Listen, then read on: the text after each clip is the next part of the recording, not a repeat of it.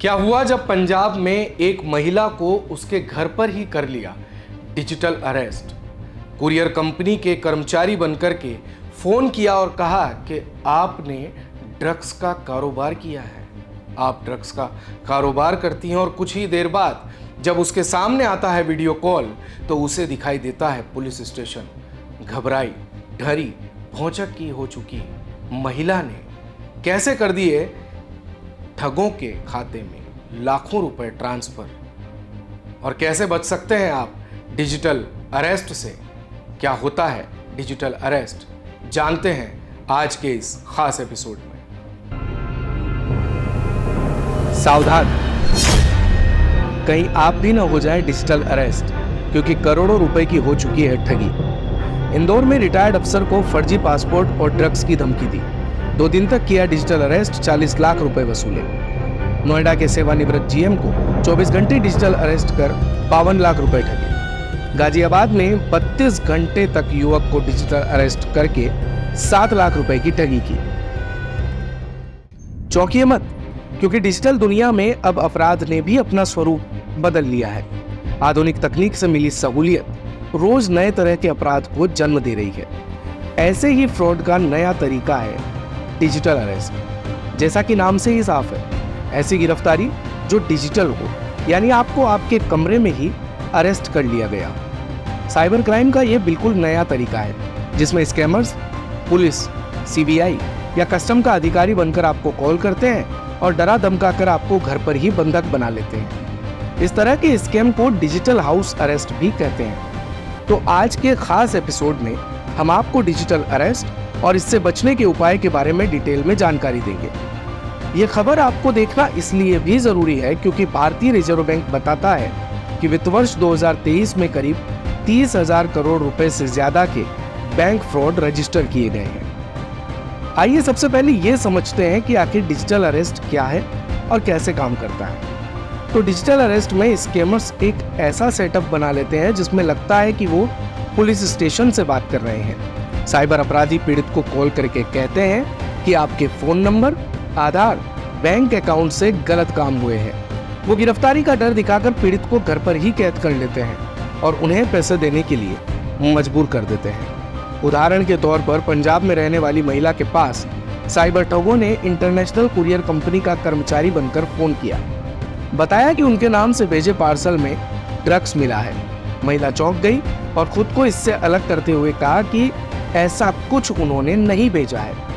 ठगों ने इसी डर का फायदा उठाया और कहा कि वो इसकी शिकायत साइबर क्राइम ब्रांच में करवा रहे हैं। कुछ देर बाद महिला के पास एक वीडियो कॉल आया जिसका बैकग्राउंड किसी पुलिस स्टेशन का था। पुलिस अफसर बनकर बात कर रहे व्यक्ति ने वीडियो कॉल पर महिला को डराया और धमकाया।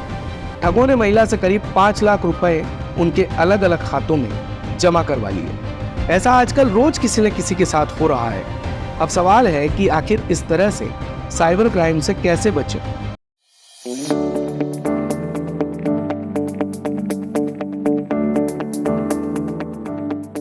साइबर फ्रॉड से बचने के लिए आपको हमेशा सावधान और सतर्क रहना चाहिए। यहाँ हम आपको कुछ ऐसे उपायों के बारे में जानकारी दे रहे हैं जिनसे आप इस तरह के स्कैम से बच सकते हैं। सतर्क और सावधान रहें। कभी भी अगर आप इस तरह के कॉल रिसीव करते हैं तो सबसे पहले आपको सावधान रहने की ज़रूरत है। ध्यान रखें कि सरकार, बैंक या फिर कोई भी जांच एजेंसी कॉल पर आपको डरा या धमका नहीं सकती है। आप कॉल काट कर उनके खिलाफ शिकायत दर्ज करवा दें। पहचान वेरीफाई जरूर करें। बैंक या कोई ऑफिशियल संस्था आपसे फोन पर पिन या आपसे जुड़ी निजी जानकारी नहीं पूछती है। किसी को भी कॉल कर पर्सनल या फाइनेंशियल डिटेल जैसी जानकारी बिल्कुल भी शेयर न करें।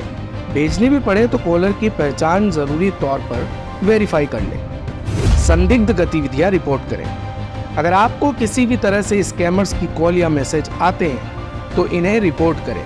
इसके साथ ही अगर आपके बैंक अकाउंट में कुछ भी संदिग्ध अगर आपको लगता है तो इसकी भी शिकायत करें।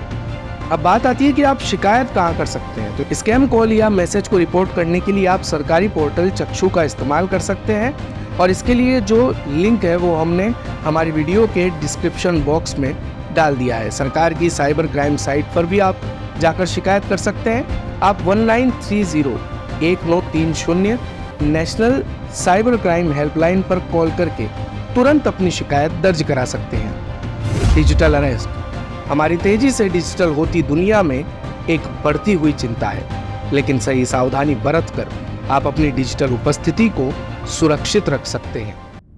डिजिटल अरेस्ट जैसी घटनाओं से बचाव ही उपाय है।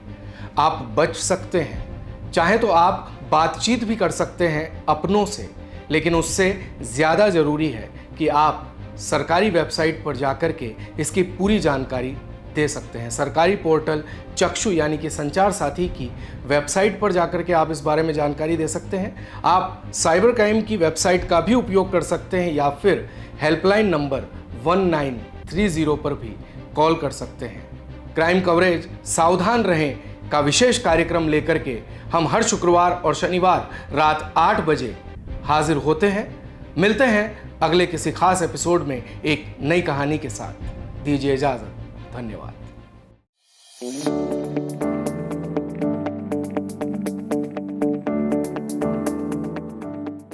दिन भर की सारी अपडेट्स के लिए सब्सक्राइब करें भारत कवरेज को और हाँ, बेल आइकन दबाना ना भूलें ताकि आप रहें अपडेटेड हमेशा।